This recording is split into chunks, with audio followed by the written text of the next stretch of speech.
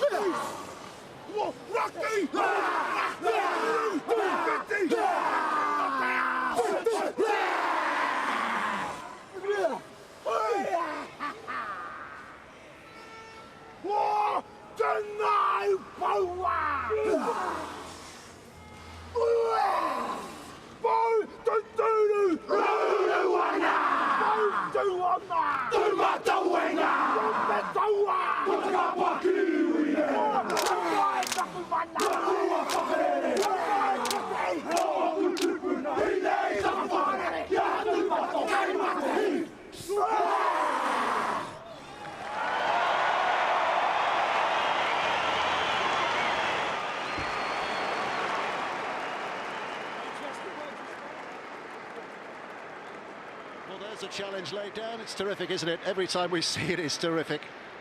And we're about to get the real thing underway in just a few moments' time. This is the way they are lining up. Blake Ferguson, Valentine Holmes, the wings, and Darius Boyd winning his 22nd cap here today. Josh Dugan and Greg Inglis, the centre partnership. The halves, the irrefutably classy halves of Jonathan Thurston and Cooper Cronk. In the front row of Matt Scott, Aaron Woods and Cameron Smith, arguably the best of all time in that position. And in the back row, Boyd Cordner and Matthew Gillett with Trent Merrin binding them together at the back. And on the bench, Michael Morgan and David Klemmer. Just talk to us again. And a man who's really impressed in this tournament, Tyson Frizzell and Shannon Boyd coming into the 17 today in the absence of the injured Sam Fidey.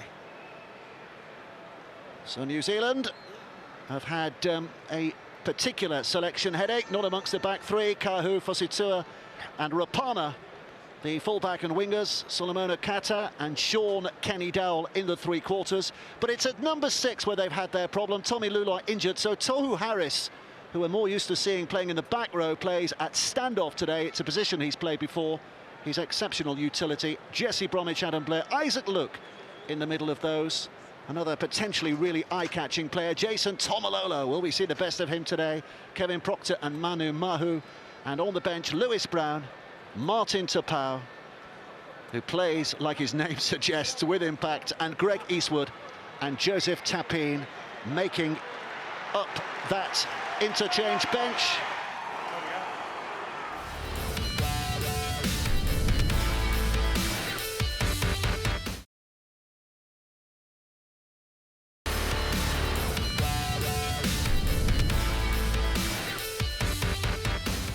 This could be very special.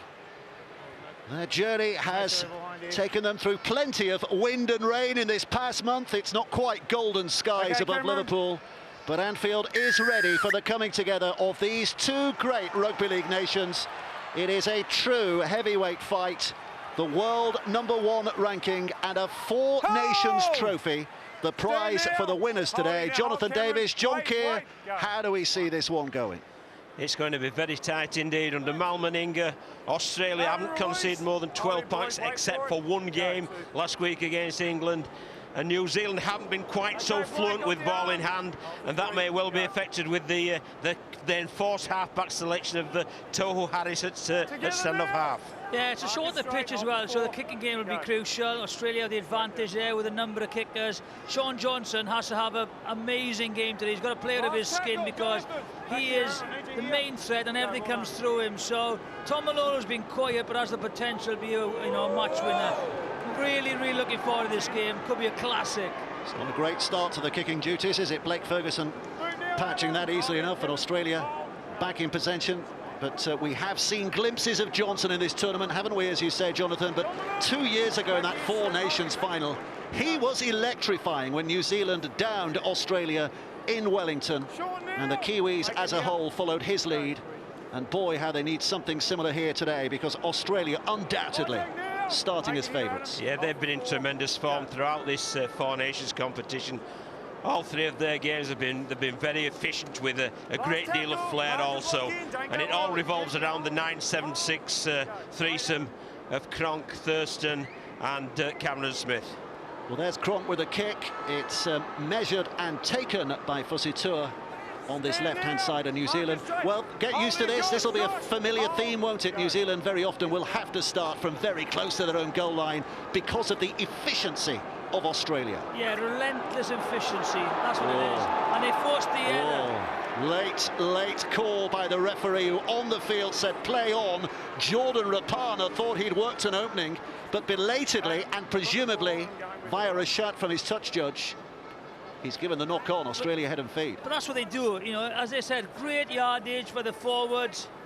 This is the hit. Is there a knock on or does it go backwards? I think the referee's got that right. He's lost the ball in the tackle there, he's lost control of the ball. And although the New Zealand side tried to play on, that's the correct decision from the officials, and it's a great attacking set so early in the game for the guys in green and gold. So here's Cooper Cronk with a feed eventually. Cameron Smith, these two, certainly in Cameron Smith's case, we might be seeing for the last time in England. That's a great cut-out ball, and Blake Ferguson, with less than 3 minutes played, scores in the corner.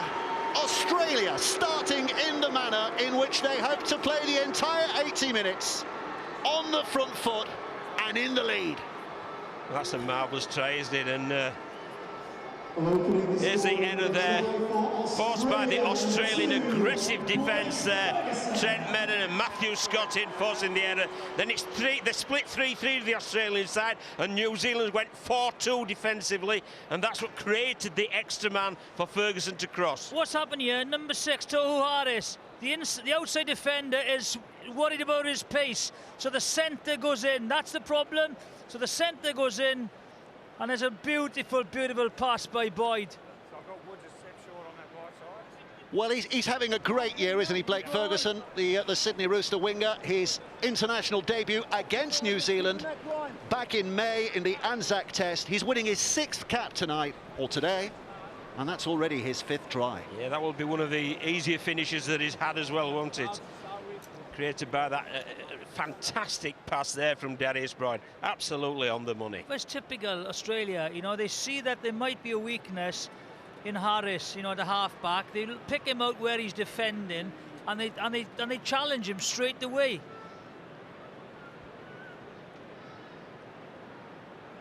So a toughie to start with for Jonathan Thurston. Just in from this right touchline. A readjustment of all the body armour. Thurston's kicking has been pretty good throughout this tournament as well, hasn't it?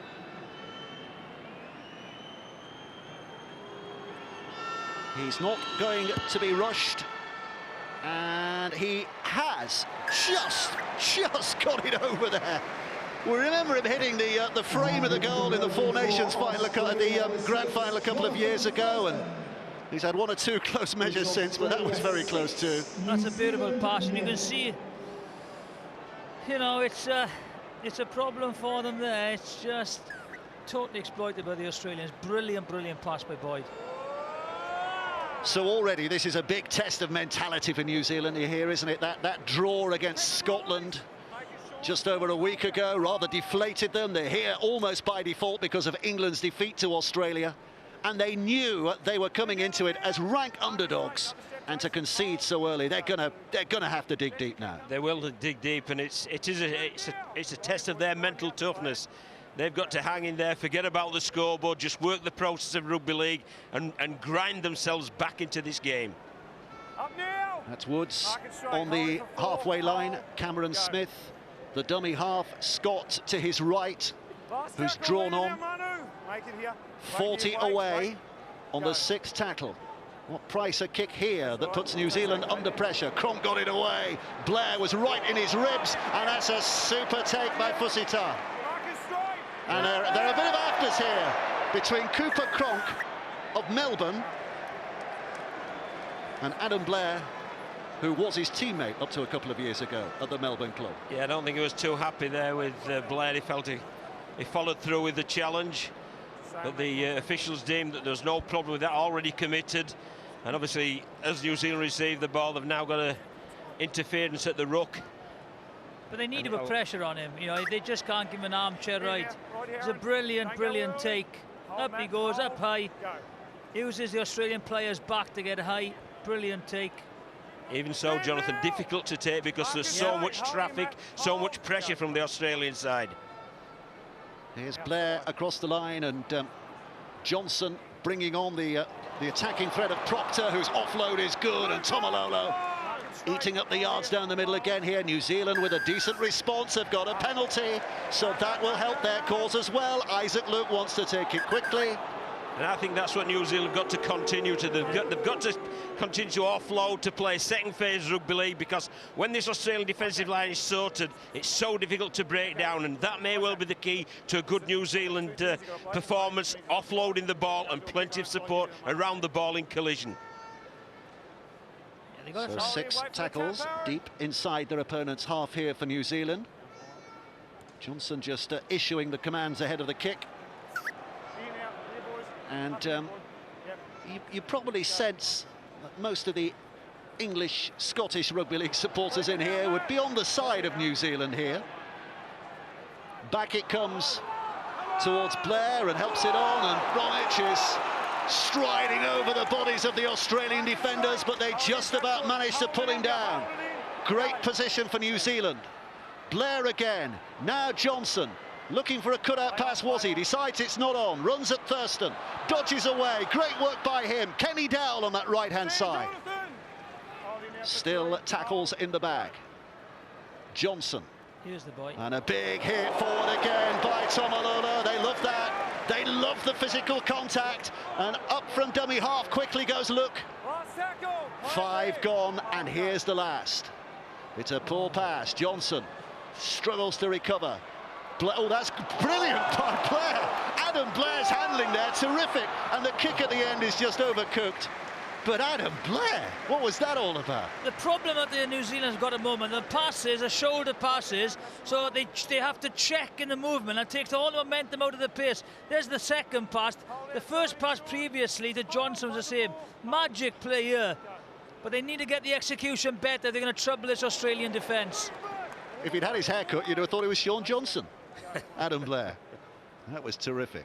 But Australia ride the storm. I think he's a bit bigger than Sean Johnson, to tell you the truth. They've knocked on. Australia have knocked on.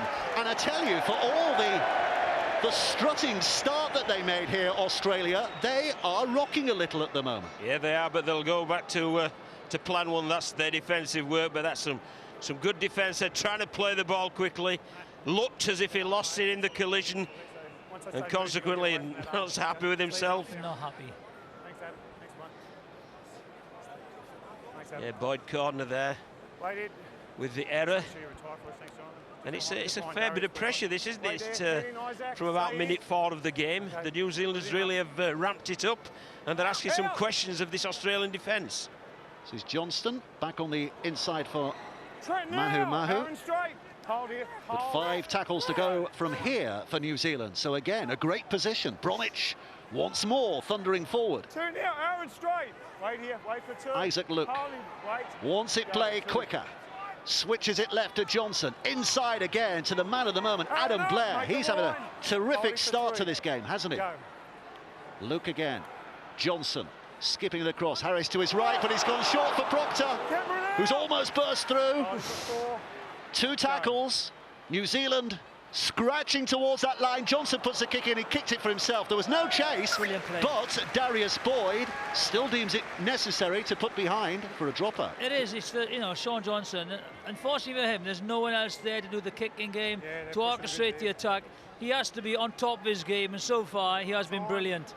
Yeah, good kick that, wasn't it? But I think Darius Boyd's reaction there, he just palmed the ball over the in-goal area. They're absolutely so confident in their rock-solid defence. If they put them under pressure, they'll palm the ball dead and they'll just say, right, we'll have this next Saracen as well, see if he can break us down. And that's the challenge to the Kiwis. 14-8 for Australia when these two met in the group stages of this Ladbrokes Four Nations. He's here again, Tomalolo, winding up and off he goes. But the first half of that game, Australia very dominant. They couldn't get over the line too often, could they? And New Zealand very nearly snatched it at the end. It's Blair with a footwork. Smith puts out an arm.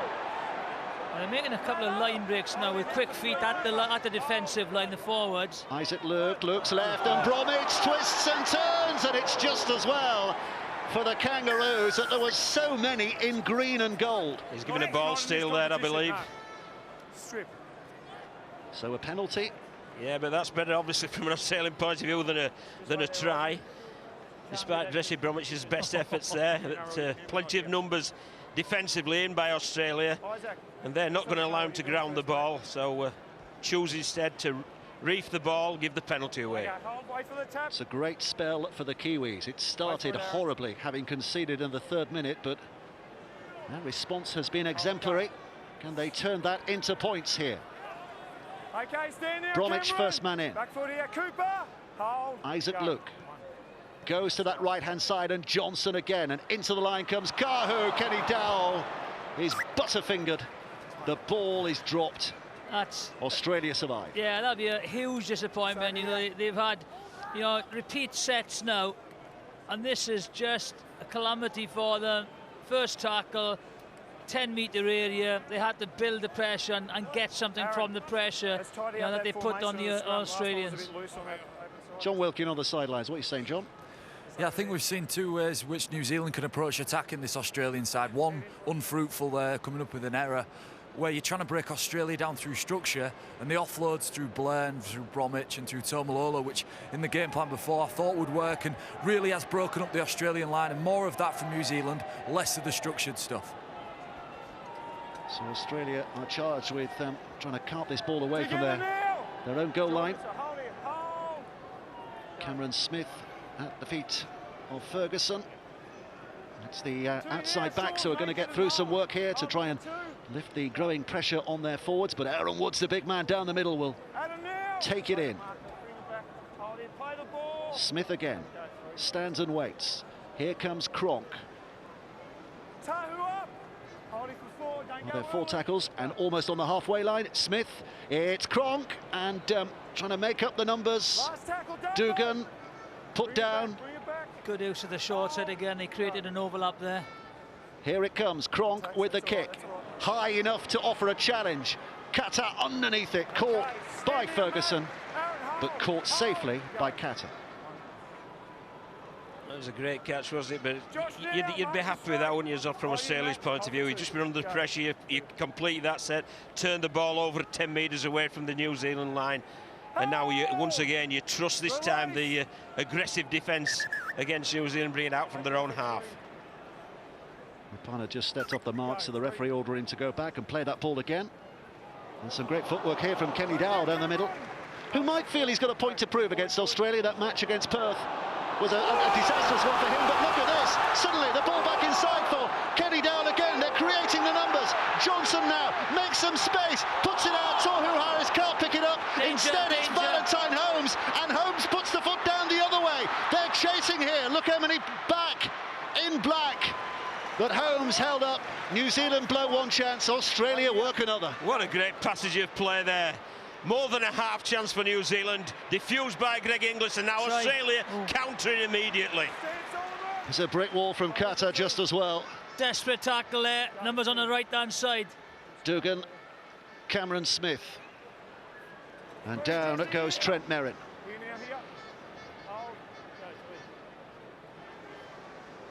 Thurston, Cordner.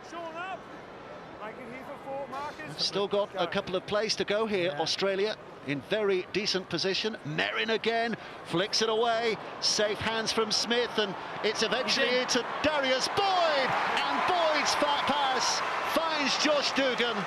Australia in for a second.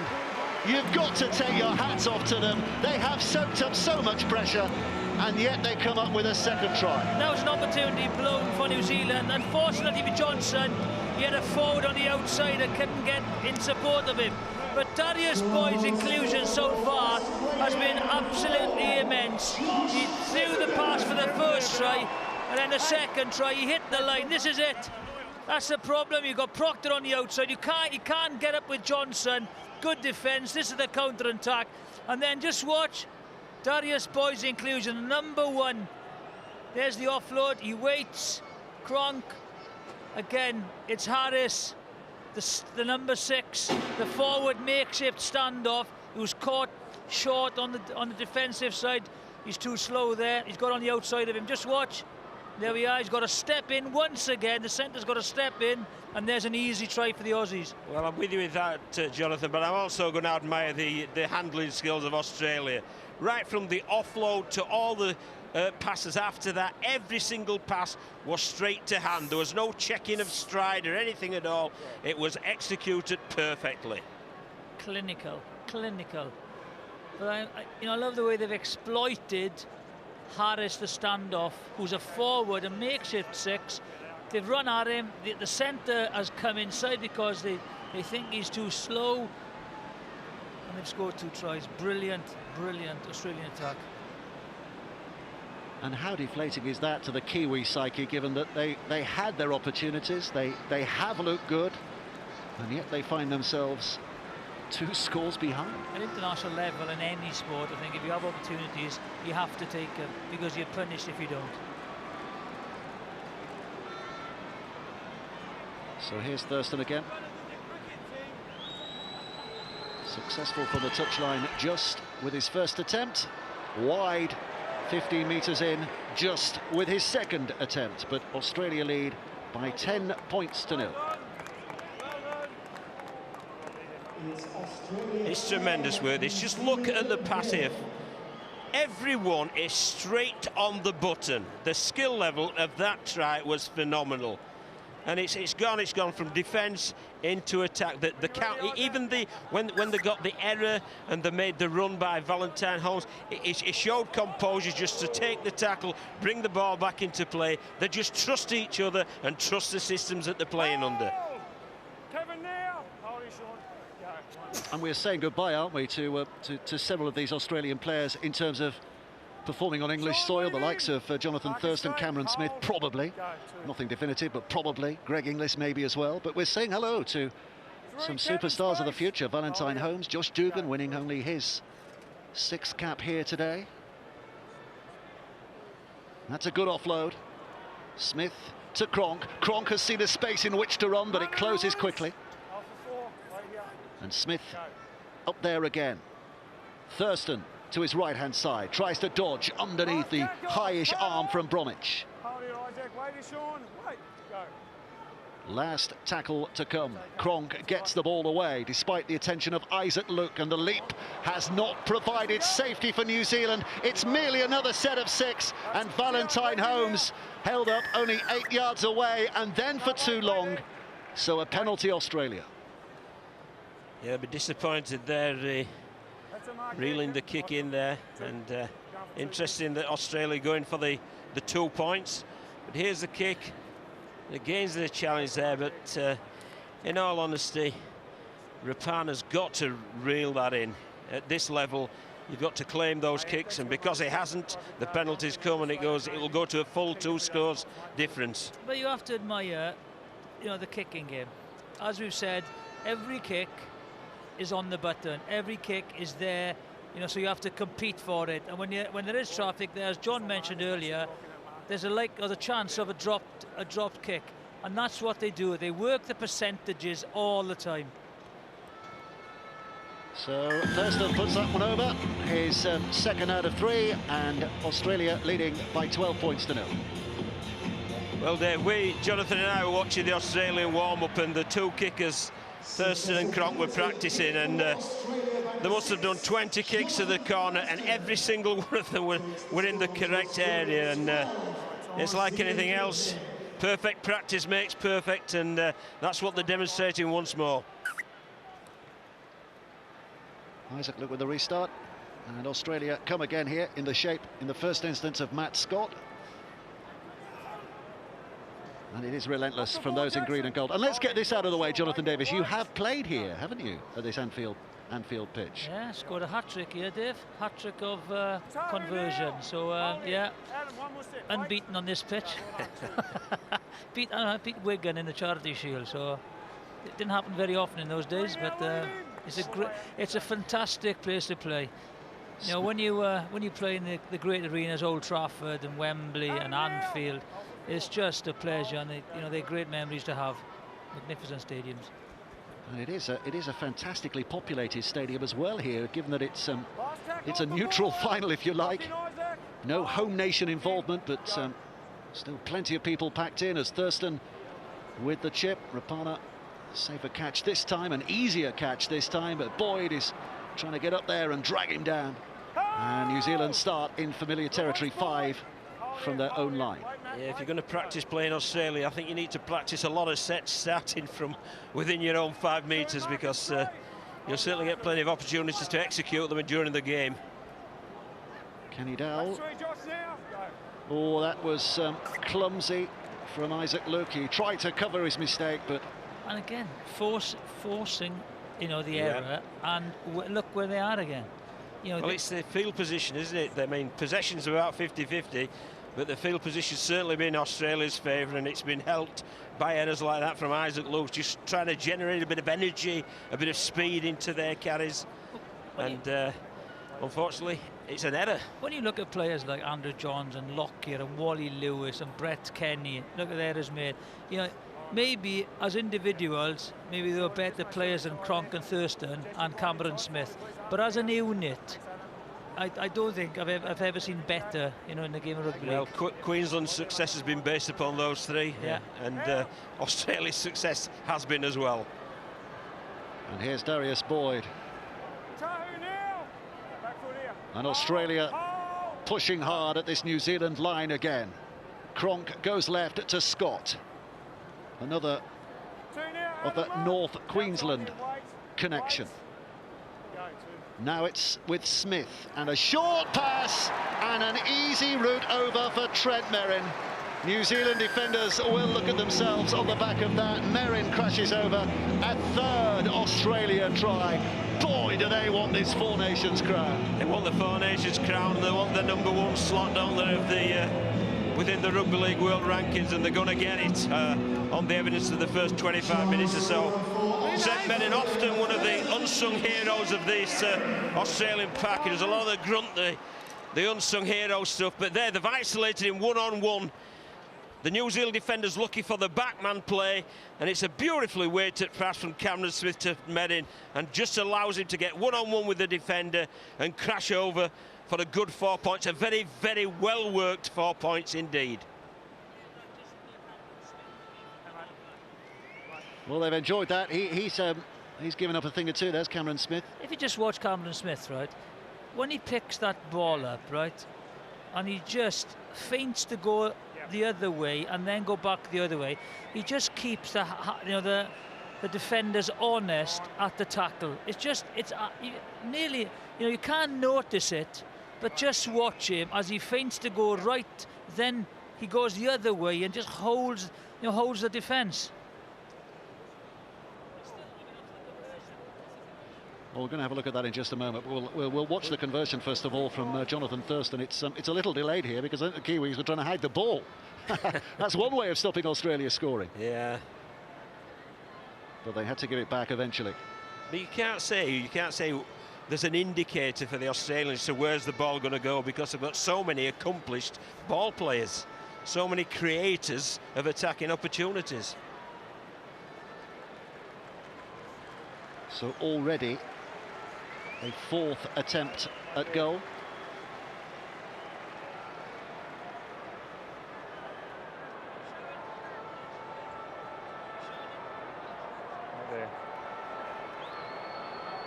Well, again, he's in no rush, is he? And eventually he kicks it, and it's over. So it is 18 points to 0. Australia now lead. And the role that Cameron Smith played in all of that, Jonathan. Yeah, just watch it up. Gets the ball. Well, you just can't really see it from that angle, but even then, Jonathan, he takes the ball up and he interests the defender, just interests him enough to turn him in towards him before just giving the softest of pass to Trent Merrin for him to crash over. They really are the skills that execute it to perfection. 23 minutes played. Australia leading by 18 points to 0. Up here, we're sitting back and admiring what Australia are doing. What about down on the sidelines, John Wilkin?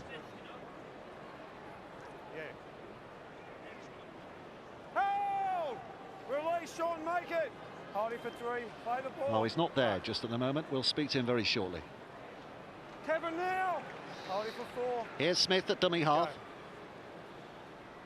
Aaron Woods powering Paul forward again, and again the offload, and Cameron Smith is finding a bit of room in which to run.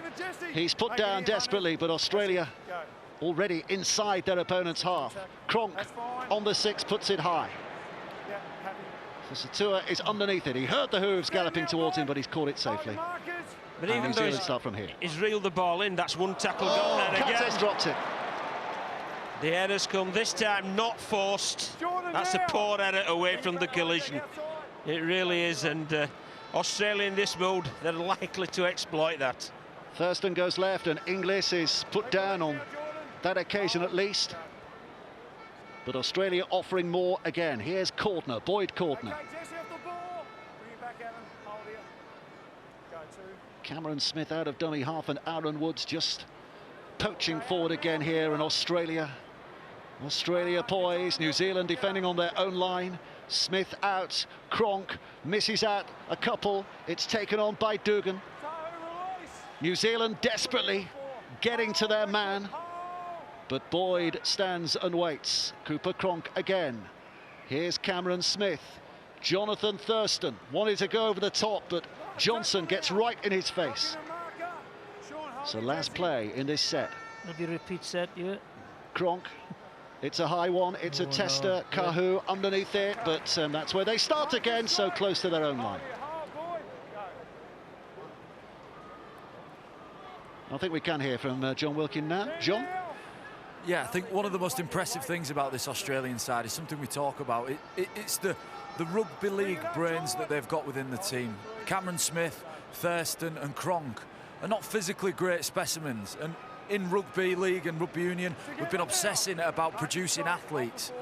These guys are not athletic, they're good athletes, but the fantastic rugby brains understand the game, and that's been the difference between these two sides. Well, they forced the error here. Yeah, I believe that will be a knock-on from New Zealand. I think they tried to offload, but it went forward. But and then Australia. I agree that, you know, what John has said is a massive factor. I think that you know, if you look at both codes and those at the top of each respective code, it's the rugby knowledge that is the difference. And you know, that's where England Rugby League is struggling, and that's where England Rugby Union, you know, with Ford and Farrell are doing particularly well. So I think it's game management and game understanding which is crucial. Now, in future development of players, you know, they shouldn't have to be coached at this level. Game management. Well, the guys out there are managing it very, very well, and you've seen 11 sets out of 12 completed from Australia, so there's an efficiency about them, but there's also a flair within that efficiency, isn't there? And the thing about Cameron Smith as well is his aerobic capacity, his aerobic fitness. I mean, it's a rare hooker who does a full 80 minutes these days, isn't it? But he does it week after week after week. Is it 74 tackles in the grand final? He enjoys it, doesn't he? You can see he enjoys the game. He enjoys the control and the influence he has on outcomes of games. Tyson Frizzell is on the field, so expect some impact from him. Smith again at dummy half. Australia again poised, looking to deliver another of those punches. Taken on by Shannon Boyd, the big fella. Real big fella. Chases wild pigs back home.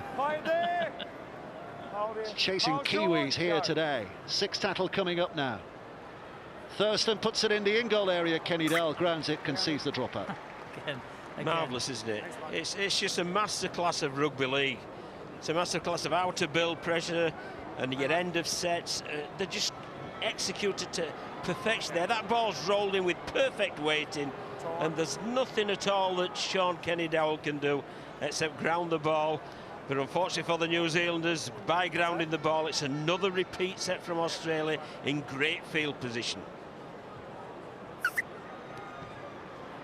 So he's looking for touch here, Isaac. Look, a little bit of lift of pressure, but he's not found it. Instead, he's given Australia some fairly cheap yards here. So they start, and they get there's another penalty given away. Martin Tapau has just been announced as coming on, or having come on. Looking down below, Greg Eastwood is about to come on for New Zealand as well. It's Clemmer, who's taken Australia to within 10 metres again. A real platform from which to work their magic. Now it's Frizzell. The Kiwis hanging on. Frizzell is slow to his feet. Yeah, high shot that one, I think. Again, it's a late call from the referee, isn't it? It was. I don't think he's holding him down there. Just thought he thought that Frizzell was injured. 2 points. Yeah, that's a brilliant decision. Look, that's 3 scores, 18 points. It's 3 converted tries, 20 points. They've got to score another, another try. So just, just take the 2 points. Yeah, and it was high. No doubt about that. Contact with the right arm with the head. So they have to give that, and as Jonathan rightly points out, this will make it a 4-score game. And as we said earlier on, under Mal Meninga, the most they've conceded was 18 points. That was last week against England, when they also scored 36, by the way.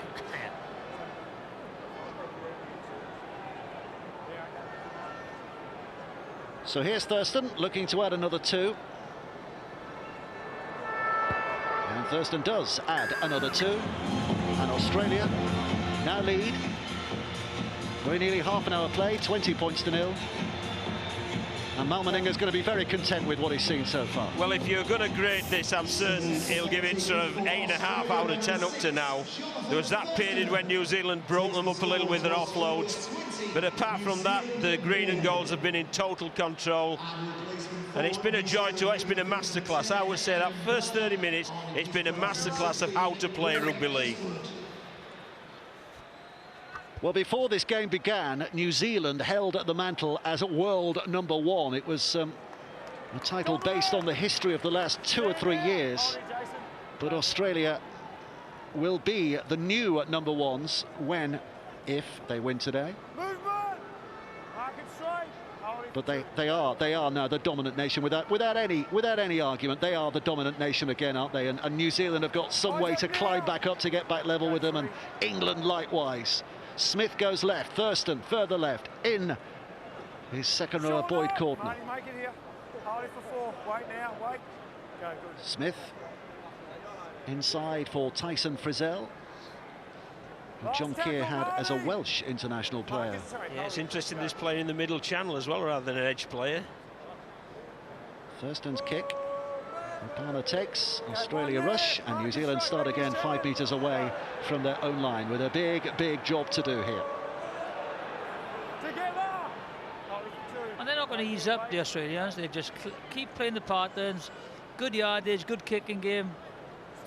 I don't think it's in their nature to ease up, Jonathan.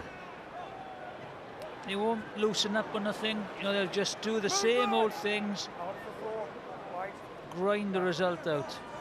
Australia, the Kiwis have got to try and get back into this game somehow, and at the moment it's very difficult to see, because look at the different yardage. They're now kicking from within their own half, whereas the Australian kickers are kicking maybe on the opposition 40-metre area or even 20-metre area. Well, it's the first play of the ball that's the indicator, isn't it? We've said on numerous occasions that New Zealand's first play of the ball is within 5 metres of their goal line. Australia's inevitably tends to be between 20 and 40 metres away from their goal line. Here's Boyd. It's a 9th try or 4 nations that we've had. Australia have been in the final of all of them, and it looks like they're going to win their 6th here.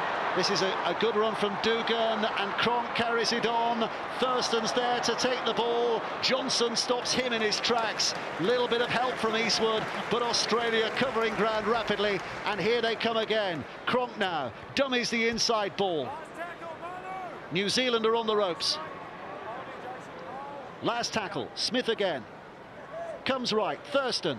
Grubber, superbly flighted, and Josh Dugan might have had the bigger appetite to get there first and get fingertips on that ball. We say might, because the referee, Ben Cummings, is going to the video ref. So let's hear for the first time today from Bernard Sutton. Please mate from a high shot. You can pause it on the boot. Tackle 6, try.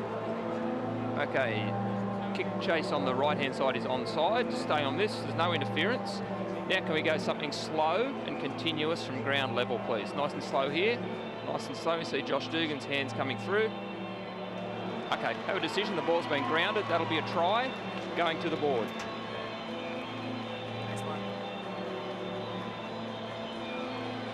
Josh Dugan celebrates. He doesn't know the decision yet. Now he does.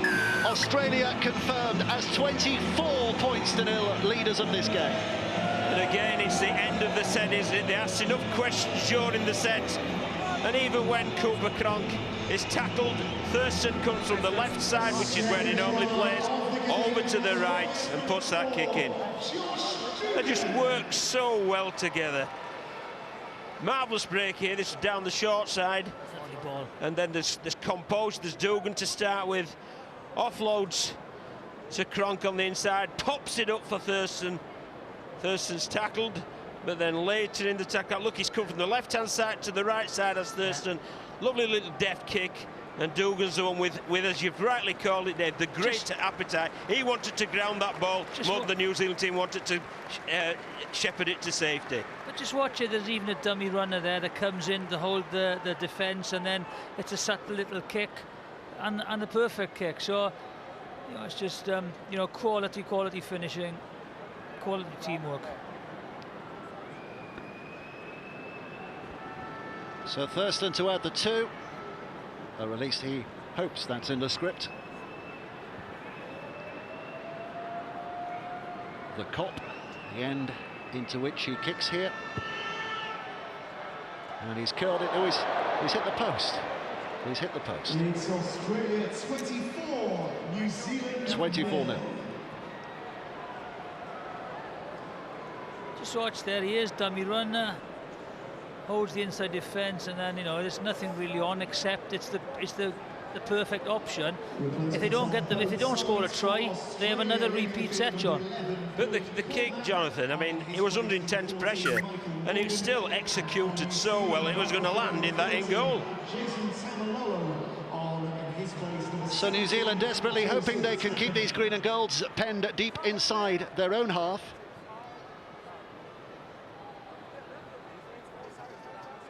But the history of the last 34 minutes tells us that's going to be difficult. Smith, left again, taken on by Shannon Boyd. Wants to get the arms free, can't do so, goes down with a ball in hand. Smith's up there, the Major General in the middle again. A step from Michael Morgan, who offers impact and a different respect. He's got fleet of foot, sharp step. Thurston left, juggled, kept hold of by Frizzell. So there's the 5th. Australia looking for a good kick on the 6th. Cronk, high and spinning. Where's this coming down? I think he might have been aiming for the post there. It was caught in goal anyway.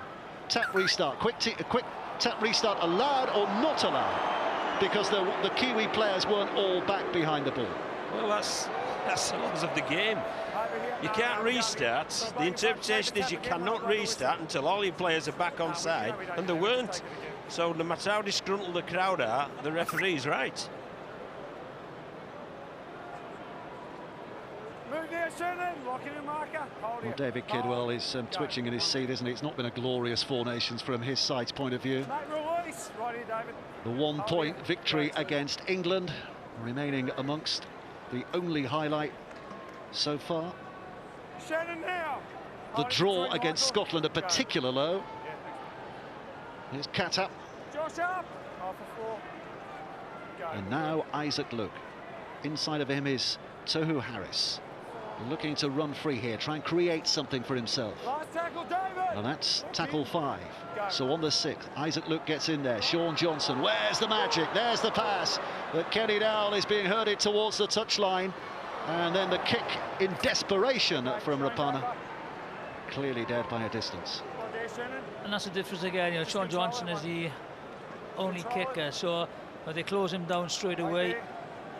Whereas the Australians have got options. Yeah, it was a rushed end, wasn't it? That was a bit of a panic end rather than a structured, composed end, which is what we're seeing from Australia. I mean, I agree with you, Dave. I think New Zealand can be disappointed, etc., etc. But I don't think we should take anything away from this Australian, this masterclass of rugby league. Yeah. Cautious look at the history books, by the way, tells you that Australia's biggest win against New Zealand was 58 points to 0 back in 2007.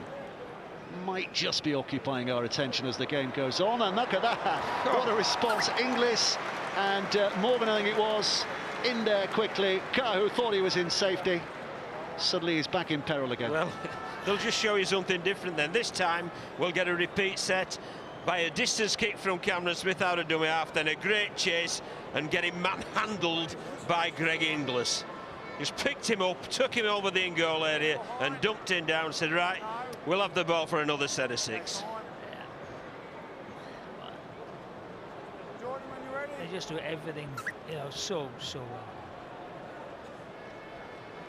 It's Boyd on the catch. Clemmer with the big return. New Zealand spirits wilting, no doubt, because it is relentless. There's more to come. There's another 40 minutes of this extraordinarily good Australian performance. Thurston. And it's run on hard, and it is not quite from Inglis. Still struggling. Well, the referee is going to have a look here. Tackle 3. He thinks no try on the field, but it's up to the video referee. So let's hear again from Bernard Sutton. Tackle 3, no tries, the live decision.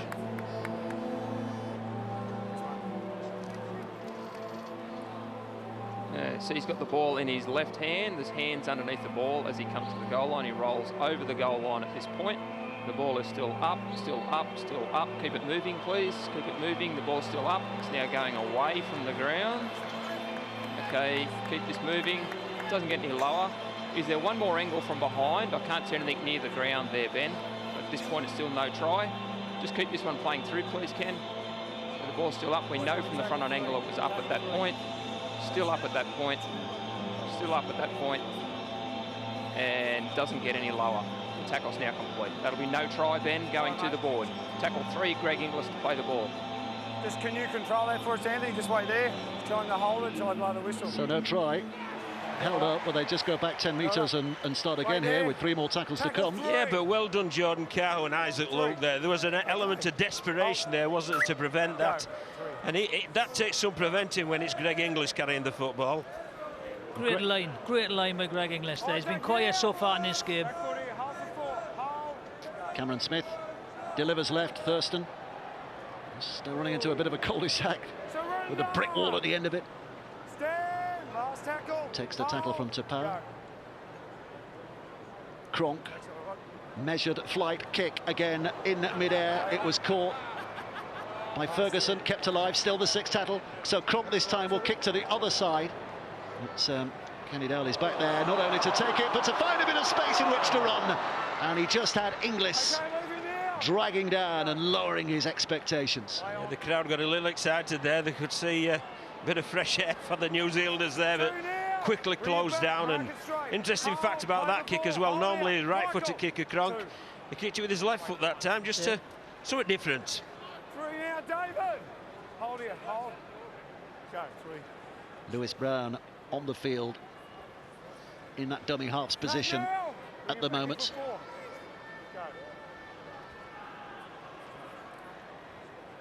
Tapau. Release. 5 gone, here comes the 6th. Brown, Johnson, looking to create some numbers. Kahu chimes into the line. Kenny Dowell with a kick to the corner. Darius Boyd should have it covered. He does. Can he get out of there? You bet he can get out of there. 3 New Zealanders there. They should have been starting with a drop out underneath the sticks, but Darius Boyd found a way. Marvellous, wasn't it? That's absolutely first-class back 3 play. The full-back there receives it, 3 chases there, but great footwork, evasive skill allows him to get back in the field of play and prevents the repeat sets that Australia have tended to have time after time. Yeah, Lewis Brown, you know, was there to make the tackle. He just missed the tackle. It was a lovely kick. Cameron Smith loving every moment of this. It won't be lost on him that this is in all likelihood his last game on English soil in an Aussie jumper. Cooper Cronk. It's Ferguson trying something a little different. Knock on given. Mark it up there. Well, I think that's the first time in nearly 40 minutes they've gone away from the script there. And that's the first scruffy, shall we say, Australian end to a set. Yeah, they saw the opportunity. They had numbers on the right-hand side, so Cronk and Thurston had a look at it.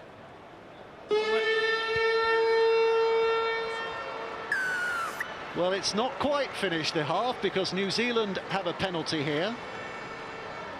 Malmaninga getting out of his seat. A lot of people around the stadium getting it out of their seats, but still a little bit of action to go. Well, they'll get 1 play, won't they, from the tap restart. Let's see what they do. Do they put the ball up to try and force an header? Do they offload? Or do they just run the half down? Does redemption begin here? Or is it only the inevitable conclusion that we can expect? Kenny Dow brings it back to the middle. Johnson. A bounce into the hands of Tapine. And it was Eastwood who tried to kick. It's played out. It's another set of 6, but that's rather irrelevant because as soon as the first tackle is completed, that will be the end of the first half. Australia leading here by 24 points to 0. As a final, no contest, but as a demonstration of high-class rugby league, Australia have no comparison. That has been a super show from the men in green and gold in that first half.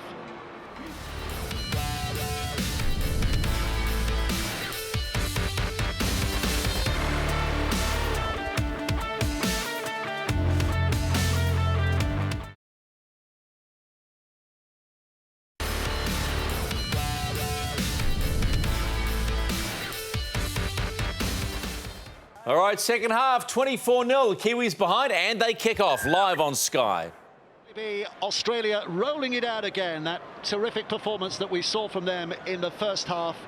They will not be taking anything off the pedal, will they, in this second period? They'll want to score as many points as possible in as classy a fashion as possible. Well, I'm certain they'll have talked about being ruthless within the changing room and about the 0 against the New Zealand scoring roster, but the first half was a masterclass. They were outstanding with Australia. New Zealand really need to work hard, and as Robbie Hunter-Paul said, their focus needs to be perhaps on attempting to win this second half. Thurston looking immediately for Frizzell to offer an impact here. 6 tackle is the next, so Australia will be going for the kick from Cooper Cronk. Up it goes. It's again not a real tester for Rapana, but Australian defenders quickly around him to make sure the yardage is kept to a minimum. Jonathan. Yeah, they're not going to change anything, the Australians. Such a perfect first half. You know, they'll do exactly the same thing. Just the basics. Do the basics very, very well, and see what comes of it when the opportunities, appear. Then they'll try and take them. I think Robbie was right. Let's not panic the Kiwis. They've got to try and finish their sets and do exactly the same as the Aussies were doing. And now there's a first opportunity in the second half to get a very good field position. Tapau taken high. Yeah, and fairly late in the tackle count as well, which will be pleasing for New Zealand because it will give them a decent field position in which to launch an attack. You see good footwork there, and that's what isolated Clemmer, and the consequence was a high shot. Well, they've been here before, haven't they, New Zealand? Encouraging position, but unable to deliver, and then crumbling. So can they offer a little more resistance here? Step taken on by Proctor, but not too far. Kenny Dowell at his heels. And left, it's injected to Joseph Tapine, the young second rower. Many Australian observers ranking him as one of the most promising second rowers in the NRL at the moment, only 22 years of age. It's with Johnson, and now with Kahu, Jordan Kahu, bumping off initially Gillett, but more where that came from. Still a couple of tackles to go. Oh, that's a bit loose, but it's into the hands of Johnson, so it matters not, and now it's on by Tapine again. So final play in the set. What can New Zealand do here? Can they put pressure on the Kangaroos, at least get another set of 6? Well, they'll rush in here, but Boyd again has found safety back in the field of play, and the second attempt in their frustration. New Zealand, after the tackle was completed, put him back, and not only that, they say a word out of place. So what should have been a defensive set with Australia starting on their own line is suddenly a relieving penalty here. Yeah, so let's hear what they were saying in the dressing. This will be interesting. What was being said in the dressing rooms at half-time? Tanya. Well, David Kidwell first said our ball control let us down badly. We need more possession. We need more of the ball. He wants a good kick and chase, and he needs them to tighten up the defence. Fairly basics with then Mal Meninga, not surprisingly very happy with the first half. He says this second half is now all about the defence. He wants the first contact, downing them in 1. He told them to forget about the scoreline. He's looking for effort, attitude, and that we complete our sets. Dugan goes wide to Ferguson, who's got a bit of width and throws it back, and Cronk is there to catch. Fortune favours the Australians, making their own luck here again. Smith. It's now with Clemmer. 3 tackles. Cameron Smith sizing things up. Thurston switches it back for the big fella, Greg Inglis. Always a handful, dealt with. Hold it, back foot. So here's Smith again, the general in the middle, the accountant as he's known in Australia, always calculating. Boyd now across that right-hand side, creating space for himself as it happens. Has he dragged himself over the line? Referee will have a word with the touch judge. Video ref's going to be involved. Turning, tackle 5, have a try. On the field. See how that ball gets, is Darius Boyd to the line going to be given this? It's all down to the video referee again, Bernard Sutton. Darius Boyd there. Darius Boyd has the ball, tackle 5 try. So he has the ball, it's on his chest at this point. Hasn't promoted the ball, this is all momentum. Still momentum. Okay, so it's momentum that gets the ball, there is no promotion. We need to make sure that it did in fact touch the line. So is there something from side on, please, Ken? Is this the best angle, mate? So it's on the ground at this point. It's now come off the ground. It's on the ground again, Okay, it's now over the line. Is that the best angle, Ken? Okay, the bottom part of the ball is actually shaded at that point, Ben. Is that the best angle? Nothing from side on. Just have a look for some other angles. So we go nice and slow here, please. Nice and slow here. The ball is over the line. Hold it there, please, Ken. Just roll that back a frame for me. Just roll that back, hold it. Now go forward from there. Hold it there, please, mate. Ben, there's insufficient evidence to overturn the live decision. That will be a try. There's no promotion of the ball, and it definitely gets over the goal line and appears to be on the line. Well, the classic, was it or was it not? And the on-field decision is what they go with in the end. Darius Boyd is given the try. 28-0, kick to come. And it's hard to argue against that. And Jonathan Davies called it in the first half that Toll Harris defended 2 in from the wing. They really are questioning his pace, and Darius Boyd does it once more. He goes at him, goes to his outside, and it becomes a foot race. And although he works really hard from the inside, just can't do enough to prevent the ball just brushing the whitewash there. And I'm in agreement with that it was a try. But once again, the deficiency was just in the pace there. And Boyd, smart, picked him out, 2 in from the wing, and over he goes. He's done it again, hasn't he? He just picked out the makeshift standoff, just had a go at him, and he's got on the outside and scored again. A reflection of Australia's preeminence in the sport of rugby league. It's Darius Boyd's 22nd cap here tonight. He's never been on a losing side. Thurston's put that wide. 28-0 it stands. And it's great that Ken keeps getting a mention, isn't it? We love Bernie Sutton because he keeps mentioning Ken. The nation's asking who's Ken. He's our match director.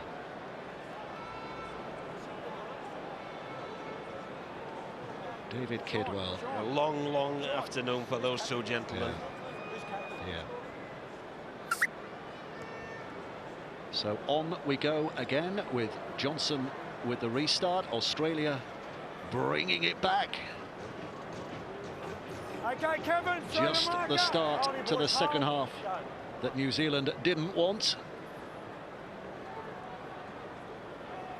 Greg, give him space, hold him. Joseph, no, that's it. Cameron Smith goes to the left. Late run here by Tyson Frizzell. Gathered some yards in. Smith waits and collects again, and again they plough down this blind side. Mark it straight. Go. Smith, Inglis, Up now. taken just below the Good knees. tackle. Has to go back and play it on the point in which he was tackled. Cronk gets the kick high. Again, it's a fairly simple catch here for Jordan Kahu, and he's doing a good job at relieving a bit of pressure, but it's still very deep inside their own half that they start, New Zealand. Yeah, it's really interesting there. When they're bringing the ball from their own end, Australia, they're often peppering the New Zealand right side, which is Sean Johnson. And then when they get in good ball, in attacking opportunity, they shift it inevitably to the New Zealand left-hand side, which is obviously Tohu Harris. But the New Zealanders will be pleasing for that because, again, a penalty and a bit of a reliever with regard to field position. For easy yards as well, you know, to see how they pick the short side, the short little passes on the short side, make good yardage. You know, Inglis is always on Cronk's shoulder. Maho. So, decent position here, New Zealand. How do you fare in the next 5 tackles? Harris takes it in. Dummy half is Lewis Brown. Johnson, oh, it's a juggle, but Eastwood keeps a hold, has to turn and barge forward. That's the maximum of expectations in that position there, really. Brown again. The crowd are getting behind New Zealand. They'd love to see them score a try. Step attempted. Tackle completed. 2 more plays to go. Brown picks up. Now it's Johnson. Johnson into the teeth of the gale and can't get out again. So with Johnson, their main playmaker, on the ground, they go on the 6th tackle and simply try and run it and offload, and the risk does not provide reward. And that's the difference. Sean Johnson is on the ground.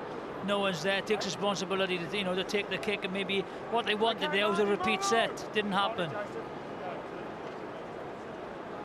And again, very alert, and once again, the defence of Australia on their own line, not found wanting in any shade or form. Well, a couple of years ago in Wellington, we mentioned this earlier, New Zealand winners of the 4 Nations, and by my reckoning, there are 11 players in this 17 today who were involved that day. So they've clearly got the capabilities in their side. I think it is more an underlining this tournament of how Mal Meninga has rebuilt this Australian side and put them right back on that pinnacle again. They were never far away. He's an outstanding red team coach, isn't he? She's proved that with Queensland over the years.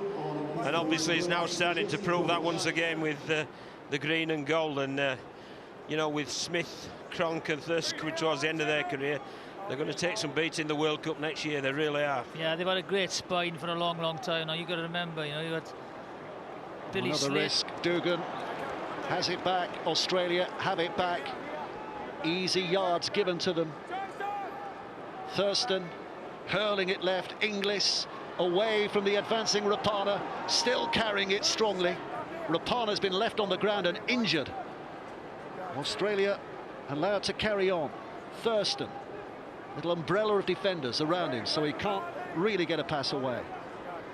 Smith, driven by Clemmer, edging closer and closer, and Smith has a look around and knows there are options right and left. It's Cronk on the right, the short ball there.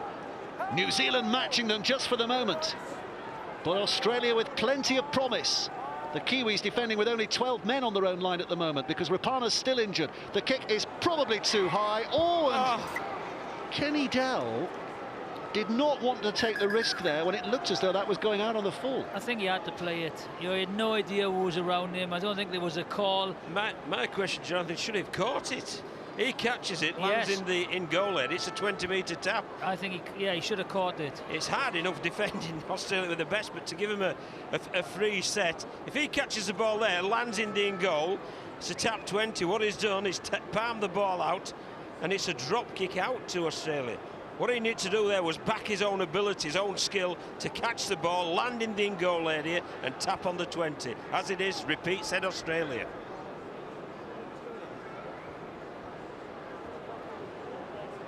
Well, we've got to hold up here because Rapana's still getting treatment. He was the man who was hurt when he tried to tackle Greg Inglis. Yeah, his head's in the wrong side then. Just caught the knee of Inglis. Completely accidental, but there's a defensive technique there of Rapana. Well, he's not alone in that, Jordan Rapana, in getting badly hurt in trying to tackle Greg Inglis. The other Australian centre, Josh Dugan, actually had his jaw broken by Greg Inglis in a State of Origin game. I think it was the third State of Origin game this year. Well, I must admit, I've seen smaller centres than him. Yeah. Unfortunately, I've seen bigger ones as well. He's not looking great, is it? That's a headache. Leaving the field number 5, Jordan Rapana. On in his place, number 9, Isaac Luke. So Isaac Luke comes back on the field. A little bit of reshuffling with Lewis Brown still out there as well. So Australia rolling forward again. Dominant! Stand now! Hold it straight, Jesse. Boyd. I think we've mentioned this before as well, but he was an 11.5-pound baby. Shannon Boyd. He's not lost any size down the years. Inglis held up, 10 away from the Kiwi line. Play the ball. Morgan, a bit of a glare, an afters glare from Inglis. As Australia through Smith and now Cronk and back to Boyd. It's 3 against 2. It's a pass over the top this time from Boyd that didn't hit the mark, but somehow Ferguson keeps it alive superbly well. Look at the handling here from Australia. Back with Thurston, a rush from Proctor, the kick for the in goal, the chase is on. Kenny Dowell will get there, but only in terms of international rescue. Well, it's the first Another time, drop out underneath the sticks. it's the first time they panned it because that was on the third tackle. Yeah, it was a tremendous passage of play, wasn't it? And well done, Sean Kenny Dowell that time. He had no option but to get rid of the ball, get it over the dead ball line. You see there's lots of pressure that time. Forces the spill, but then out it goes, prevents the try. It's a great passage of play up to that, just playing what they saw. They've played some great structure, but they've also played with some great instinct of the Australian side. Official crowd here today, by the way, just over 40,000. That's a great start, wasn't it? 24 out of 27 sets completed by Australia. That's outstanding rugby league. And 12 repeat sets as well. It's about growing pressure, isn't it? It's about the efficiency, the game management, and then they can pounce from there. On this left-hand side, Michael Morgan. He's a coming talent, isn't he? Malmeninger gave him his State of Origin debut last year. Gave him his Australia debut as well. Forward, Jesse up! Hold him here, hold. Boyd finding position, 15 away. It's with Thurston with that left foot step. Tackle made, but Smith receives, and now it's Shannon Boyd who's twisting away, almost bulldozing his way over. Back foot here, back foot. Hold. Final play in the set. Smith, Thurston backdoor, Cronk quickly on, taken here by Holmes. Oh, has he got there? I don't think he has. Well, no try on the field. They're going to have a look just in case. Great effort, though. No try. Well, we've seen him perform some miracles, haven't we, in scoring? Has he done something similar, or is this no try? Let's hear from Bernard Sutton again. So I'm just going to go frame by frame here if we can. So we can see the ball's in the left hand of Valentine Holmes. The right hand comes down. Right hand actually touches the touch line there. Can we just get something from the other angle to make sure that that is Valentine Holmes' right hand? Okay, nice and slow here, nice and slow. That's Valentine Holmes' hand underneath the ball, just lower than the ball. Okay, we might go back to the side-on shot, so it's definitely Valentine Holmes' hand. So we're going to go frame by frame here, and we're going to get you to pause this when it first touches his hand touches the line. Now, okay, have a decision. That'll be no try, Ben. The hand of Valentine Holmes goes into touch. Well, he didn't miss by much, did he? Didn't miss by much, but it is no try. Yeah, there wasn't much in it, and the crucial play there was just watching reorganising themselves, and you had Cronk and Thurston just, filing into position, just creating opportunity for the, for the left wing. And let's give a pat on the back as well to Jordan Cahill and Sean Kenny-Dowell there, who showed great urgency and pride to get across there to prevent that try. Because the second half it's only 4-0. But you sense there's more scores to come because they're playing so well in Australia. Yeah, I think they've definitely missed Lulai, so much defensively and offensively. Half a chance here. Kata getting involved as well. Another of those monstrous runners who take some stopping at times. Isaac Luke looking to exert his influence from dummy half again and goes to Bromwich. So Luke, here's to Power. 5 gone. The next is the 6th. So Johnson kicks back towards that left-hand side. It's Ferguson who's up there and catches superbly well. Fantastic. Oh, it's a penalty for New Zealand there. That was a good kick though as well, wasn't it? And I think they're getting some blocking, haven't they, in the back play? Yeah, good call, Dugan. Yeah, Dugan went across the wingman there, was going to challenge, went across his line of run, so the correct decision. So New Zealand with an opportunity. Tomalala. First point of call. Steamroller stopped. Luke, oh, that's an awful pass, but because of interference at the play the ball. So another penalty here for New Zealand. Gets another go. 6 tackles to have a real go, Jesse Bromwich. Now here's a test of Australia's defensive pedigree, because a repeat set, a rare repeat for New Zealand on that Australian line. Now it's with Johnson. Johnson gets it away. Proctor with a flick pass. Great handling. Great score from Jordan Cahill. And the biggest roar of the afternoon from 40,000 plus inside Anfield. It barely qualifies as anything to cheer about, but it was a very good finish. Yeah, he deserves it as well, Jordan Cahill. I think he's had a good game, and this was some good shape and structure. There's the penalty there, not square at the marker and played at the dummy half.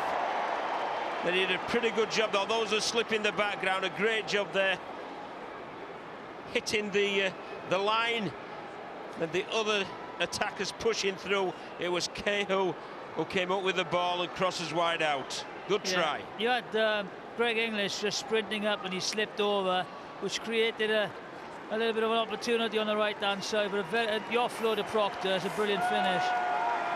And that's just, through repeat sets and pressure, they've executed it well. Well, there's a great roar to greet the Kiwis as they go back inside their half.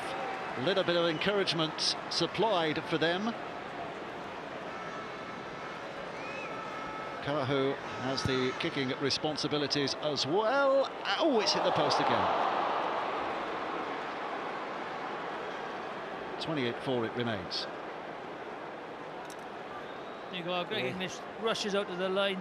He goes early, slips. That's the gap that Proctor hits.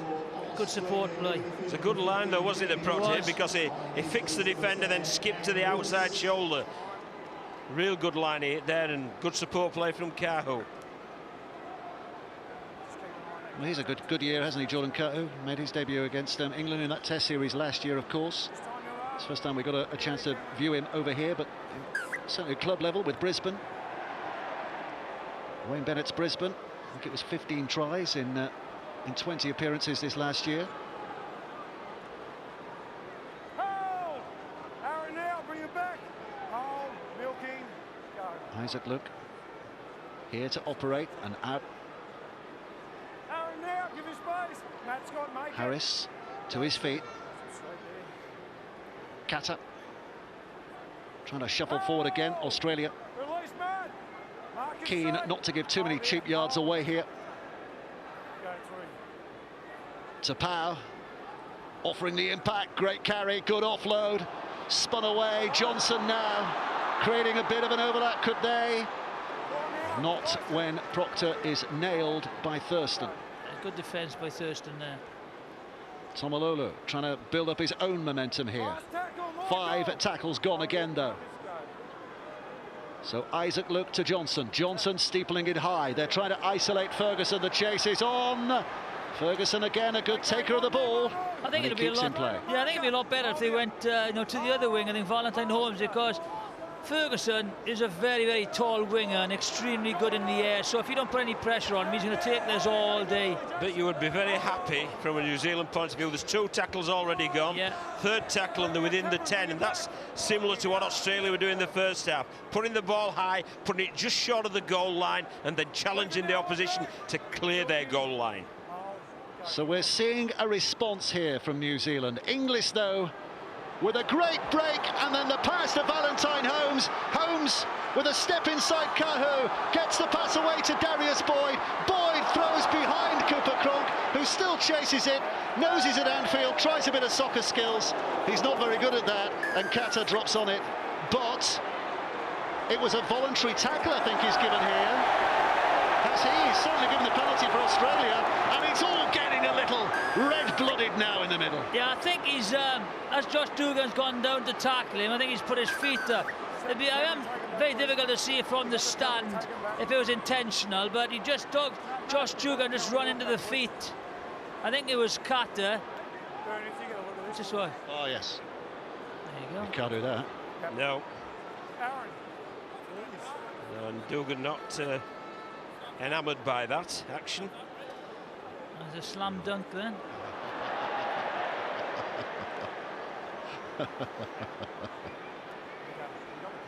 Just evil in those eyes, weren't there? So you've got the penalty. I don't want anything after it, okay? Just be responsible with that. Solomon. Okay. The penalty's against you for putting the legs out, making contact, but then the throwing afterwards, that's what can escalate the situation. We don't want that, okay? So the penalty will go against your team. Just wait there, mate. No complaints? No complaints. None. As seen by everybody in the stadium. Watch it here. Okay. I think the only complaint the Australians had, they didn't finish the movement off. Yeah, well, that was sloppy, wasn't it? You just feel their high standards have just dipped a little, as they're obviously very comfortable and they've got the game won. This is Woods, Aaron Woods. 10 metres away. Smith, Cronk. Good play then, Harris. Back foot here, back foot. Smith again and Woods. Oh, now, Marty up. Couple of plays still to go. Australia interestingly poised here. Into the line comes Morgan. Inglis with a big carry. They're targeting Inglis now on Johnson. Big man on small man. Johnson did well. Here we go. Oh, Thurston's kick goes very sideways. Dugan knocks it backwards. And it's picked up by Gillett, who's keeping it alive. Here's Cronk. And bumped to the ground. Big hit, Tomalolo. Well, it's getting feisty again. Change over. Right there. Cooper, lead the ball, please. Mark it there, Cameron. Jason Tomalolo and Cooper Cronk were joint Dally M winners, weren't they, in Australia this year? Joint Players of the Year. There was a little fight going on here as to who should keep the trophy. Oh. Up there, Owen. Hold it for one. Marcus. Hold in the middle, Matt. Go, one. Harris, Cooper off the ball. Bring it back out. very much in that second row's position now. Go, two. Kenny Dowell Aaron now, bring it up, Sean. Go, 3. Keep going the marker. to Powell. Up and just beyond the halfway line. Leave it, bring it back. Now it's with Isaac Luke. He's grabbed by Matt Scott, who was not square at the marker. Quick play of the ball was very good there. He knew what he was doing, Luke Isaac. As soon as Scott grabbed him, penalty. So Johnson finds a position. New Zealand just getting a little flutter of enthusiasm here. Flutter of there might be some possibilities to be earned from this game before it's finished, as Jesse Bromwich just fires it forward again. Big chugging effort. Luke. Blair. Toppled. Good tackle. Good contact there, wasn't it, from Matthew Scott? Yes. Yeah. They got in there. Shoulders made to measure. Now it comes to Kenny Dowell. Here's Johnson. Out came Gillette like a heat-seeking missile to pull his man down. Harris on that left-hand side goes for the bludgeoning effort. So the last play, Johnson hits an advancing Australian. Referee says what here? He's given a knock on. So there's more. Yeah, more pressure. More for New Zealand to take on board here. Yeah, good pressure. Good pressure here. See the kick there, it's accidental offside, isn't it? Yeah, definitely played that. Then he touched Scott. Off Morgan.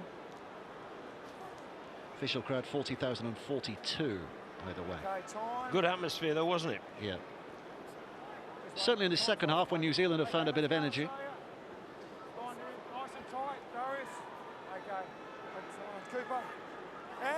Harris with a feed. It's Johnson again now, who brings it to this right-hand side. On comes Kevin Proctor, who's lost the ball, but illegally stolen. Yeah, I think it was Thurston, wasn't it? 2 men in the tackle, and Thurston reefed the ball out, so it's another set for New Zealand in a very good attacking position. Blair inside for Tomalolo. Big machine coming forward again. 5 away. New Zealand in decent position. It's slow. Now it's played. Isaac Luke goes left and then decides there's not happening there, so we'll go right. And Blair tries to bury himself underneath Australian defenders. Isaac Luke picks up and dances and darts and dashes, but is disappointed. It's Blair, the dummy half this time. Spinning it back. Caught in the air by Brown, playing in the centres now. In the absence of Rapana. With Kenny Dowell on the right wing, another penalty for New Zealand. Yeah, Frizzell, I think, flopped on... I think there might be an issue there. Yes. Tyson, go and get through it, please. In the last 10, mate. No, I'm talking towards the camera. Yeah. 4 quick ones in the last 10 minutes. Okay, we've got to clean that up. I appreciate that, mate. I appreciate that. I know. It's really hard that when we're tanking up. Yeah. Like we got penalties for a man being underneath. Okay. Okay, you've got my message? Yeah, you've got to clean it up. Thanks, Cameron. It's just hard when we're tanking, mate. All right. Never short of a word, is he? Who's the referee there? Which one's the ref? Just right there, Lewis. It's a role he plays for club, for state and for country, Cameron Smith. Kevin Proctor goes close for New Zealand. Excellent opportunity at the moment for the Kiwis to re-establish a little bit of pride here. Spun across the line, taken on by Bromwich. He's gathered in, but he manages to squeeze his way out of the clutches of Morgan, but more come in green and gold and put him down on his back. But New Zealand with Tomalolo driving it in again. 5 away. Australia's defence is being tested to the limit here as Bromwich held up again just short. They don't want to give anything away, this side in green and gold. The Kiwis desperate to get over there. Johnson again, skipping in, puts it back to Kahu. Quick hands, helped on its way by Lewis Brown, but on its way into touch, not into the hands of his teammate Kenny Dowell. Well, decision-making has been excellent for Australia with ball in hand, but that was an instance when decision-making was excellent when New Zealand had ball in hand. He noticed Greg Inglis that they'd got 3-on-2. He put the skill under pressure. His wingman followed him as well, putting the skill under pressure again. And obviously the ball ended up over the sidelines. That was a great defensive effort from both wingman Valentine Holmes and centre Greg Inglis. Wait there. Okay, that's fine. Okay, let's go. Here we go, Cameron. It's all right there. Okay. Thurston to feed the scrum here. Out. Australia have been reduced to just the one try in this second half. Darius Boyd just after the break, but since then Kiwis are playing with plenty of pride and passion. But they've given away another penalty here, which means that this set will occupy a great deal of their own territory.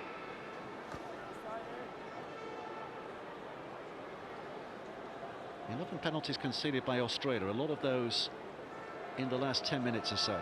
I think there was 4 on the bounce, as referee Ben Cummins pointed out to Cameron Smith. Yeah, they are clinical as well. You know, when they're under pressure in their own 20-metre, they will give a penalty away. So it's up to the referee then to referee it and, you know, use the cards. They'll give the penalty away because they trust their defensive Oh, capabilities. here we go. Cooper Cronk running wide, has support out there from the winger Ferguson, but look how many Kiwis are back, but the offload is good. Dugan keeps it in play. Well, good on him. Well done, the Kiwis there. Great tracking back, great scramble, and it shows the pride in the shirt there. Cameron Smith to Scott, who just slides in there using his bulk, making his presence felt. Australia with Smith again. Now it's with Merrin. Merrin flicks away. Smith underneath the arms of Proctor, and Thurston is going to be wrapped up by plenty of enthusiastic defenders again. Here's Cordner. Smith can't see the pass he wanted, so takes the tackle. And this is the last.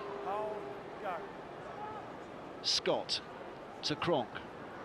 It's a chip towards that right-hand side. Ferguson is up there, bats it back. It's Dugan who flicks it back inside. It should be Blair's, and here's New Zealand come away with it. Harris now, he's lost the ball. Lost it backwards. Went backwards. Yep. And Bromwich. Surge and an urge. Cooper, waiting for 2. Wait there, wait. Go. Luke. Kenny Dow. He's done well there as Kenny Dow. There's real intent for you. 3 yardage, Kenny Dow. Isaac Luke again, Tomalolo to his left, but he's going further left. He's taking them on himself, runs bumpers up against Cooper Cronk. Wait here, wait. Well, I'm certain David Kidwell, you know, will be really pleased with the second half response from his team. Tomalolo, wonderful run by him. Jason Tomalolo, a mixture of stepping and size and power. And he gets the penalty. On the 5th tackle as well. Again, very, very clinical. I think, you know, that's should be a yellow card, should be a yellow card. Cronk should be now in the bin. Okay. Clinical, he's just warned Cameron Smith for 4 penalties. So Adam Blair sets the position.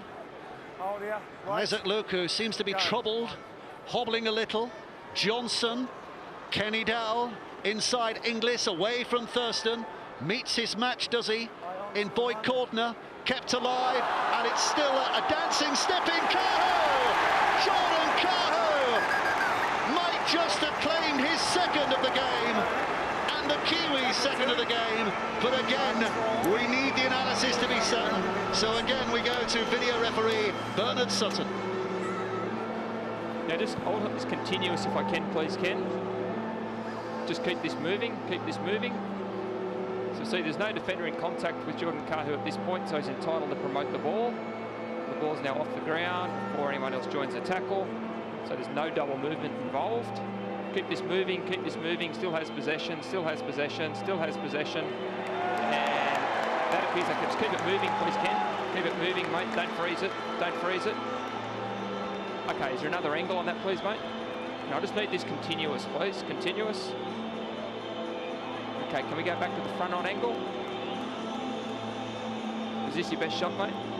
Okay, just keep this going, keep this going. Yeah, keep it going, not frame by frame, move it forward. And pause it now. Okay, that'll be a try, Ben. It's going to the board. So the Kiwis through Kahu find themselves with just another little foothold, but they are a long, long way down Mount Everest yet. Kahu with a kick to come, but to put it into context, they have to score 3 more and convert all 3 if Kahu converts this to put Australia under pressure. Here he comes, started it right, stayed right, very straight, 28 points to 10. But we are seeing some real spirit and fight from the Kiwis in the second half. Very good finish as well. And again, good space. It's the offload. There's a lovely offload. And Thurston spins out of the tackle. Good finish. 28-8 Australia lead. Well, Justin Morgan and David Kidd, well, I'm certain they'll feel pleased with the response of their team in this second half. It's 8-4 if you look from half-time, and they've certainly played a lot better, been assisted by a fair few penalties that Australia have conceded. I believe the penalty count's 12-7 now to New Zealand, but they have taken advantage of it, and defensively as well, Dave, they've really worked hard to keep this Australian team out, so a great response from the half-time debrief. Here's Blair, Harris. Well, they're playing with some vibrancy, aren't they? Now, New Zealand. Those offloads, and as was mentioned by Kirk Gidley in the half-time chat, you know, that turning point where New Zealand were on top and very nearly got across the whitewash, and instead they spilt the ball went the other end, and Australia scored the try. And that was a massive turning point, wasn't it? Had that not happened, had New Zealand scored, ifs and buts and all that, but kind of a very different contest here. Yeah, mistake, because they're, you know, trying to play a looser game now with offloads. The mistakes are going to happen. This is where Australia try and capitalise on it. Thurston into the line, comes Cordner. Inglis with his arms outstretched, wants this ball played quickly. Inside it goes to Thurston again now. Cameron Smith offering it. Merrin, Trent Merrin. He's a worker, isn't he? A labourer. I've been really impressed with him in this tournament, really have. Cronk again. Great defence. Rushed up quickly. Catter, I think that was, who got in the face of Darius Boyd. So Cooper Cronk on the final play will chip it high. Kenny Dowell with a running start, but it's Inglis whose big arms get up there. Scott there who knocks on. And New Zealand survive with head and feet at the scrum. Well, that left edge defence of New Zealand been a lot better this second half. Whether they changed at half-time, but they've really rushed. They've tried to make a decision on the backman and rush them. There we see the knock-on. Should it have been a knock-on? I don't know if it came off the leg, but never mind, let's get on with it. Johnson. Well, you can see there's an intent there from New Zealand, wasn't there, to play some football inside their own 10 metres line. Isaac Luke rolls in again. Harris down that left-hand side. Qatar just to his left, but he's not interested in the support player. Isn't Tohu Harris. He just wants to make some damage on that Australian line. Now it comes with Jesse Bromwich. Bromwich with a lovely little subtle step to get past Woods, but caught and put down on the halfway line. I think he's had a good game today, Bromwich. Johnson. Proctor. Showing the dummy. He's on his way to Gold Coast next season. Is Kevin Proctor, having spent quite a bit of time at Melbourne Storm. Kick is high. Ferguson has to advance a yard or two and leaps. Well, it's going to be a penalty. Yeah, inevitably. In the air. Inevitably. That just wasn't smart, that. No. It was a good kick, but he needed just to let him land before he went in with the shoulder there. That's very polite of you there, John, not very smart. Very, very stupid play, actually, I thought. You see there, just taking him in the air. Just no need for him. Let him land and then jam him with the shoulder. I think he copped one as well on the chin, didn't he?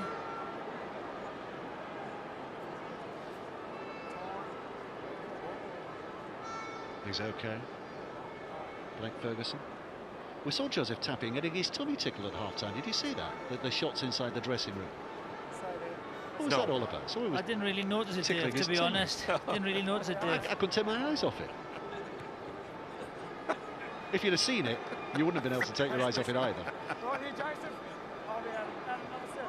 It's like a baby having indigestion or something. Yeah, all right, all right.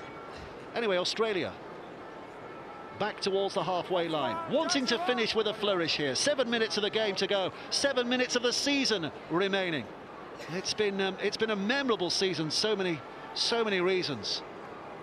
Both sides of the world. Cronulla with a great story, winning the NRL Grand Final. Wigan through adversity, winning the Grand Final here. That wonderful Challenge Cup story that Hull FC have penned this season as well. The £1 million game, so many reasons to remember this season.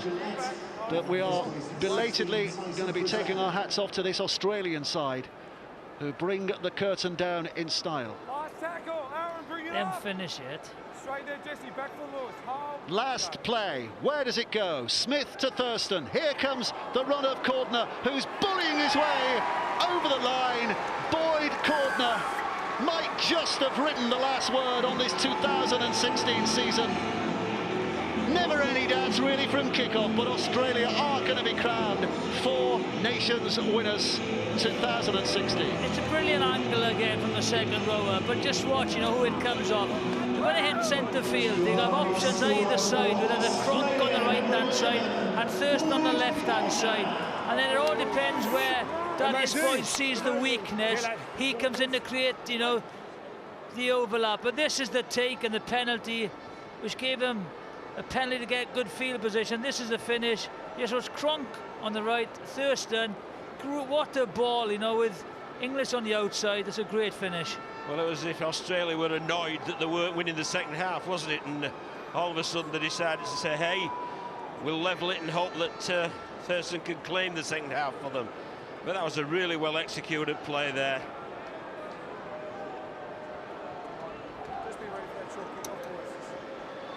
Well, it flies alone at Anfield, the Australian flag. And they have come through a few storms, not many. But they've painted their own golden skies, haven't they? Stop now. Thurston with a kick. 32 points to 8 as it stands. Jonathan Thurston looking to add another 2 points to his test match tally, and he does. 34 points to 8. Australia lead. Once again, the preeminent international rugby league nation. Look how well Thurston takes the ball right to the line, and it's a real aggressive line on the inside shoulder, and over he goes, crashes over the whitewash. Real good try. I'm sure Malmaninga will feel that job done, and job done with some style, especially that first half. 4.5 minutes to go. There might be more fireworks to come yet. Australia won't be content to finish there. They'd love to get it to the 40-point mark. It's getting a bit fiery backstage again there with the Kiwis and Aussies behind the play. Smith. Yeah, Bromwich and Scott did a... But perhaps that fire should have been after minute 5, not 75. Woods.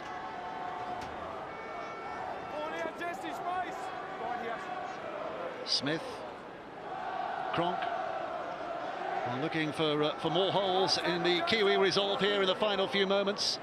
Frizzell to his feet, and here's Cronk with a kick to touch. It's just a bit of game management. We'll put the Kiwis under pressure here. Well, they're running the clock down now, aren't they? Official attendance in the Ladbrokes Four Nations final is 40,042. And Malmaninga, you know, not long in the job now, is he? Only took over as head coach of Australia this year, but unbeaten, winning coach every time they've taken to the field, and impressively winners every time they've taken to the field. Yeah, I mean, Australia have been the best team in this Four Nations by some distance, in all honesty.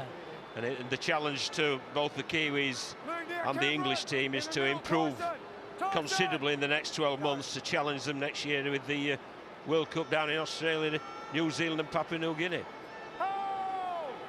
And we can't forget to mention Scotland as well, the role they have played in this Four Nations, because they, of course, to remind you, became the first outside the top three to take a point off one of the top three with that glorious performance up at Workington last week against this New Zealand side. Kenny Dowell has risked it, chanced his arm, it's come off. So New Zealand are in an attacking position here. Johnson, Tomalolo, Woods grasping at him, but Tomalolo carries on running, almost ignores him. Last play in this set. Isaac Luke comes out, goes right. Ooh, Kenny Dowell just about keeps a hold of it and then passes it behind Lewis Brown. Doesn't that sum up an afternoon for those in black shirts? Yeah. I think that's one thing they have to work on. Is I think the passing hasn't been executed well enough. I think because they've checked the run of the guy receiving the pass. They've a lot of shoulder passes. Yeah, this was good offload though earlier in the passage. Risk and reward, and he took the risk, and the team got the reward. Although unfortunately later in the tackle count, over the sideline it went. So less than 2 minutes to go. David Kidwell, again another one who's new to the job. He wasn't expecting it, of course.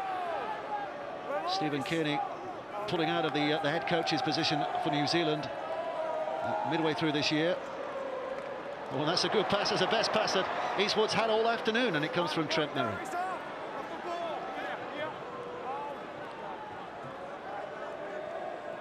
Kenny Dowell. A minute and 10 seconds to go. It's getting a bit sloppy, isn't it? I think both teams are looking for the minute 80 on the game clock, and they'll be happy to put their feet up after a very long season. Luke, Blair. Luke in a dummy half. Final time New Zealand will have the ball in their hands in this game. Johnson, a big dummy from him, and then he skips back the other way. This is Blair, whose pass was not forward. The referee says play on, but Kevin Proctor's dragged down. So the sixth tackle coming up. Johnson is going to run it. Johnson skipping, drops it back. Great stuff from Kahu between the legs. Kenny Dowell back on the inside. Olays from the crowd. Eastwood drops it back to Tomalolo. Now it's with Isaac Luke. Luke's pass caught by Kata.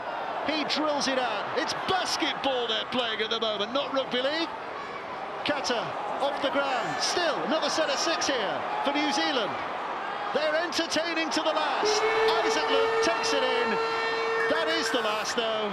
And for all that flair and enterprise in the last few seconds, it comes to naught in the final reckoning.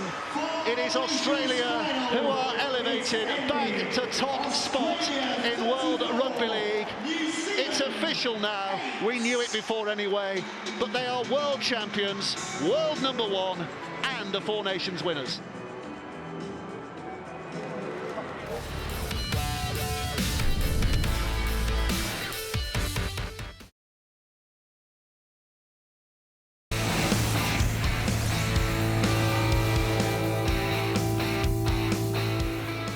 Winners took centre stage. With commiserations to the runners-up. So Jonathan Thurston, bereft of cap, will come on here. Won for the Ladbrokes Four Nations champions. As we heard, one of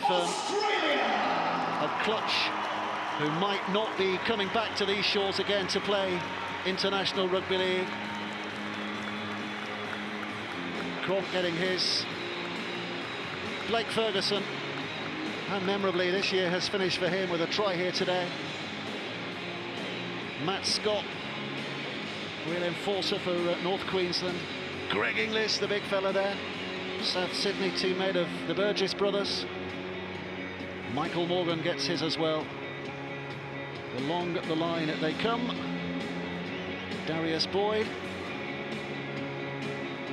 So an international series coming to an end here today. The World Cup to look forward to next year. And we've heard today news that the World Cup in 2025 will be in North America, United States and Canada. That's a long way down the line, but we know where the next 3 World Cups are going to be. Australia, New Zealand and Papua New Guinea in 12 months' time. Back here 4 years later, and then the United States. Cameron Smith is slowly making his way up onto that podium. Aaron Woods getting a shake of the hand as well. Through the line goes David Clemmer. Malcolm Meninga, 56-year-old, 46 Aussie caps, 38 tries in 31 appearances for St Helens, and now an Australian coaching hero as well, having led the Kangaroos back to the pinnacle of international rugby league. So Cameron Smith takes hold of the trophy, and they have got the whole world back in their hands. World champions, world #1 ranking, and now a 4 Nations title regained.